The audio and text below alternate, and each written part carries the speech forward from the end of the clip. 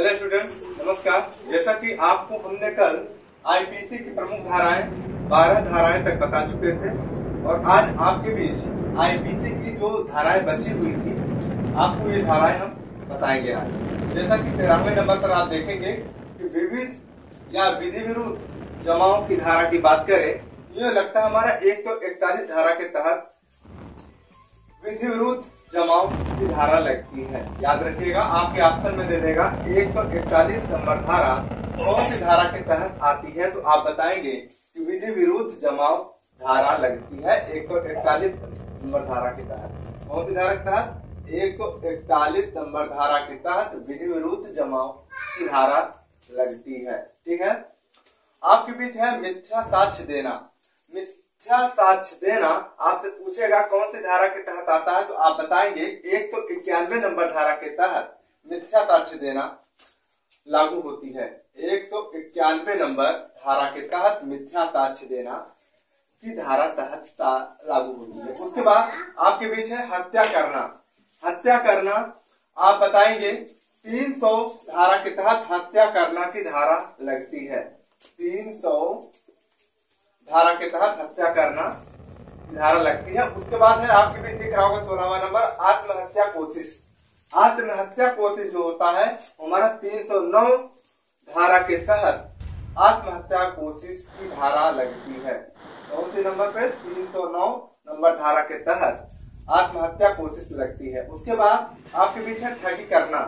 ठगी करना आपसे पूछ लेगा ठगी करना कौन सी धारा के तहत लागू की जाती है, आप बताएंगे 310 धारा के तहत लागू होती है। कौन सी? 310 नंबर धारा के तहत ठगी करना लागू होती है। याद रखिएगा।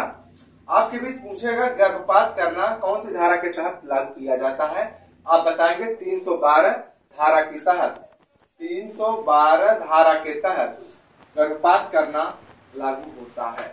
ठीक है। उसके बाद आपसे पूछेगा हमला करना कौन सी नंबर धारा के तहत लागू होता है, आपके बीच ऑप्शन दे देगा 300, 309, 310 और आपके बीच होगा 351। आप बताएंगे 351 नंबर धारा हमला करना के तहत लागू। जैसा कि फोन आ रहा है साइलेंट कर देते हैं। तो क्या क्वेश्चन था कि हमला करना कौन सी धारा के तहत लागू होता है, तो आप बताएंगे 351 नंबर धारा के तहत हमला करना लागू होता है। ऑप्शन में करेक्ट आंसर पर क्लिक करिएगा, वरना माइनस मार्किंग आजकल के समय में सब हो रहा है, जल्दी सक्सेस नहीं हो पाएंगे कंपटीशन में। कंपटीशन बहुत हाई चल रहा है। ठीक है। और यहाँ पर स्त्री लज्जा भंग। स्त्री लज्जा भंग कौन सी धारा के तहत लागू की जाती है, तो आप बताएंगे 354 नंबर धारा के तहत। 354 नंबर धारा के तहत स्त्री लज्जा भंग लागू की जाती है। ओके। उसके बाद आपके बीच अपहरण। ठीक है। जैसे रावण सीता को अपहरण किया था, जब ले गया था उठा के, तो उसको कहते हैं अपहरण। तो अपहरण की धारा लगती है हमारी 362 धारा के तहत। 362 धारा के तहत अपहरण की धारा लगती है। याद रखिएगा। उसके बाद आपके पीछे छल करना। ठीक है। किसी के जाने अनजाने में छल कर लेना, छल करना, यह होती है 415 नंबर धारा के तहत छल करना का धारा लगती है। कौन नंबर पे? 415 नंबर पे। ओके।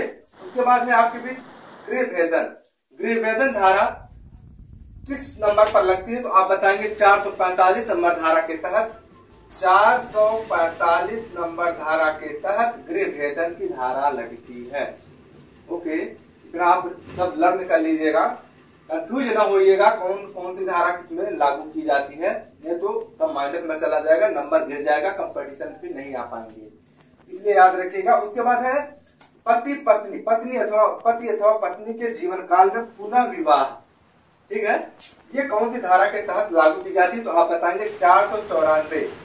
494 धारा के तहत पति पत्नी के जीवन काल में पुनः विवाह की धारा लगती है। उसके बाद लास्ट है आईपीसी धारा के अंतर्गत मानहानि।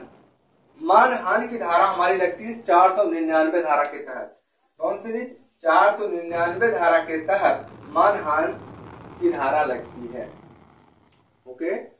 कोई दिक्कत नहीं, नॉर्मल से पढ़िए, सब याद हो जाएगा, कंफ्यूजन में ना हो जाएगा कि डाउट हो जाए किसी क्वेश्चन का आंसर किसी दूसरे में दे दें। इसलिए इसको याद रखिएगा। और नेक्स्ट डे में आपको देंगे, क्या पढ़ाएंगे देखना है और कुछ विचार बनाए हैं, तो तब तक के लिए इतना आप लर्न कर लीजिएगा। धाराएं, आईपीसी की प्रमुख धाराएं जितने मैंने कल से और आज तक बताया, ठीक है।